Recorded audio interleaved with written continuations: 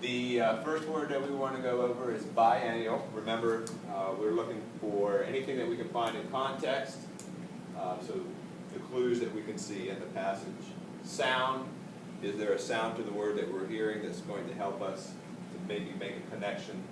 And then, of course, structure. Do we see any Latin or Greek parts, word parts in here that will help us to maybe figure out the meaning? So the first word is biennial. Look at the context passage here. This isn't a biennial series, you know. We'd all have more time if it were, but a new science season starts every year, not every 2 years, said Mr. Russell, the producer. So context, what does biennial mean? Like Every 2 years. What is it? Continued Every 2 series. years. Right. So every 2 years. Does it sound like anything that helps you to know? Like a bicycle, biannual, biweekly. Yeah, it's Is that actually? Centennial gets you the last part. So we know that bi means 2. Biennial sounds something like biannual, but biannual, annual we know is a year. It's yearly. So this seems, it looks like it's a form of that. I don't know if it's in our book or not.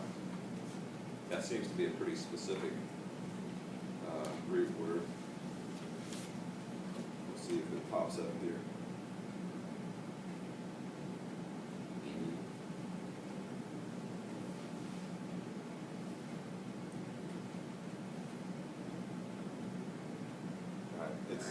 It might be a little more specific than what the book has.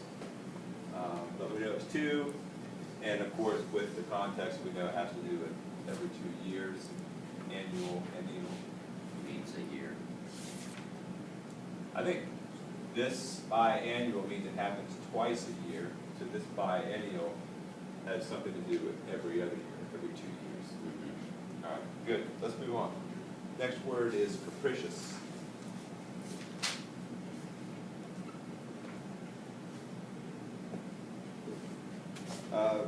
The passage says, we need to get busy and come up with an idea for the show right now, Glenn said to the production crew.